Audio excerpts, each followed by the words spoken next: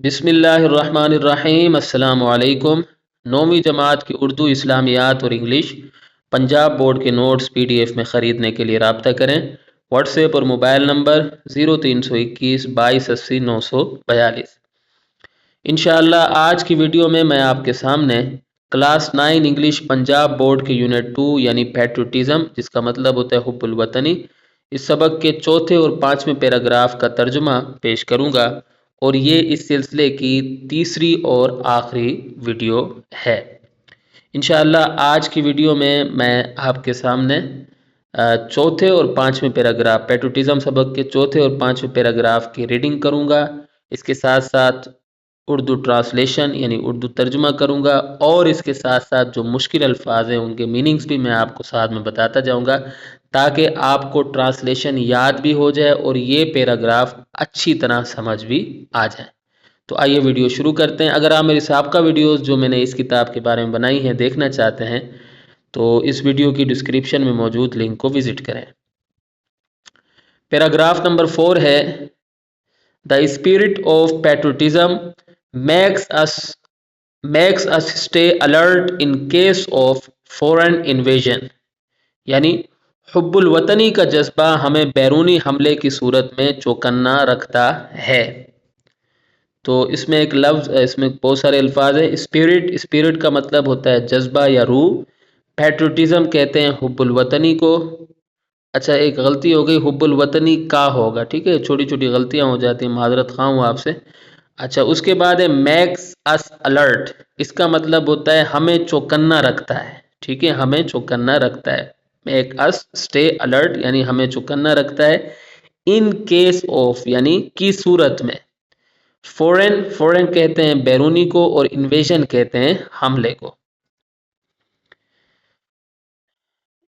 In history of Pakistan there are many instances when people laid down their lives for the defense of the country।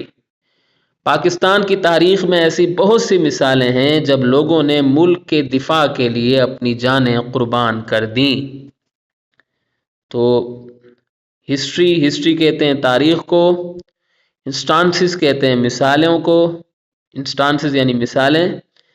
अच्छा, lay down का मतलब होता है, lay down their lives का मतलब होता है अपनी जानें कुर्बान कर देना। डिफेंस कहते हैं दिफा को या हिफाजत को, और कंट्री कहते हैं मुल्क को। In the wars of 1965, 1971 and the Kargil War 1999, many brave soldiers laid down their lives in an attempt to protect the homeland। 1965, 1971 की जंगों और 1999 की कारगिल जंग में बहुत से बहादुर सिपाहियों ने वतन की हिफाजत की कोशिश में अपनी जानें कुर्बान कर दी। तो वार्स कहते हैं जंगों को, और वार तो एक जंग हो गई, ठीक है, वो जमा है, ये जमा है और ये सिंगल है, ये जमा है ये वाहिद है, ठीक है। अच्छा, उसके बाद है ब्रेव। मैनी का मतलब होता है बहुत से, ब्रेव का मतलब होता है बहादुर, और उसके बाद है सोल्जर्स कहते हैं सिपाहियों को। फिर वही लफ्ज़ आ गया कि लेट डाउन देयर लाइव्स यानी अपनी जानें कुर्बान कर देना। अटेम्प्ट कहते हैं कोशिश को, प्रोटेक्ट कहते हैं हिफाजत को, और होमलैंड कहते हैं वतन को।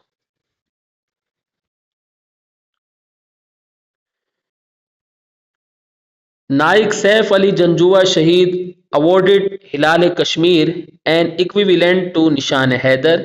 कैप्टन मोहम्मद सरवर शहीद, मेजर तुफेल मोहम्मद शहीद। अब ये बहुत बड़ा जुमला था तो मैंने इसको छोटा कर दिया है ताकि आपको याद करने में आसानी हो, ठीक है।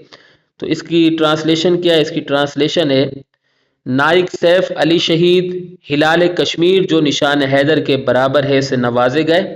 कैप्टन मोहम्मद सरवर शहीद, मेजर तुफेल मोहम्मद शहीद। पहले इनके नाम आ गए, इन शुहदा के नाम आ गए।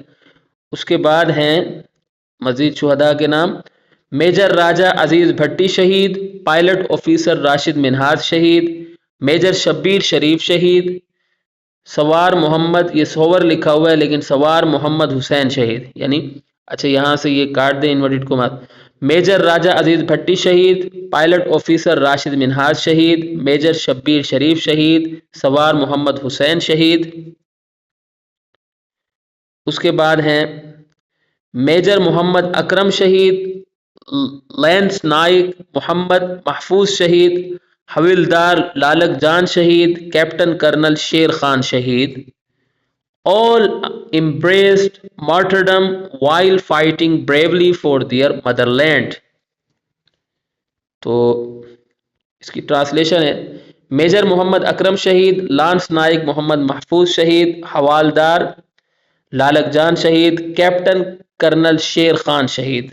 ان سب نے اپنے وطن کے لیے بہادری سے لڑتے ہوئے شہادت کو گلے لگایا. تو اوپر جو نام آ رہے ہیں نیچے اگر آپ دیکھ لیں تو اس میں ہے امپریس مرٹرڈم کا مطلب ہوتا ہے شہادت کو گلے لگانا. مرٹرڈم شہادت کو کہتے ہیں، امپریس مرٹرڈم یعنی شہادت کو گلے لگانا. اس کے بعد بریولی، بریولی کہتے ہیں بہادری سے، for their motherland, motherland کہتے ہیں وطن کو. ٹھیک ہے، یہ تھوڑے سے مشکل الفاظ ہیں. All of them were awarded Nishan Haider, the highest military award given to great patriots who laid down their lives for the country. ان سب کو نشان حیدر سے نوازا گیا جو وطن کے لیے جانیں قربان کرنے والے عظیم محبین وطن کو دیا جانے والا سب سے بڑا فوجی اعزاز ہے. تو ایوارڈڈ کا مطلب ہوتا ہے نوازنا، عطا کرنا، نوازنا. ہائیسٹ ملٹری ایوارڈ یعنی سب سے بڑا فوجی اعزاز. اور پیٹریٹس کہتے ہیں گریٹ پیٹریٹس، عظیم محبین وطن. جمع ہے تو اس لیے میں نے اس کو محبین وطن کر دیا. تو باقی تو آسان سے الفاظ ہیں. پیراگراف نمبر 5 ہے Patriotism therefore is not just a feeling, rather it is a life spirit continuously inspires and guides a nation.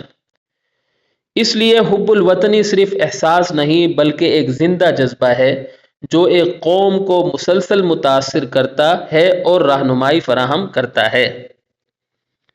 تو کچھ مشکل الفاظ. پیٹریٹزم کہتے ہیں حب الوطنی کو، دیئر فور یعنی اس لیے، فیلنگ کہتے ہیں احساس کو، رادر کہتے ہیں بلکہ، اور اس کے بعد لائف اسپرٹ زندہ جذبہ یا زندہ روح، کنٹینیوسلی یعنی مسلسل، انسپائرز متاثر کرنا، متاثر کرتا ہے، گائیڈز رہنمائی فراہم کرتا ہے یا رہنمائی دیتا ہے، اے نیشن ایک قوم. ٹھیک ہے.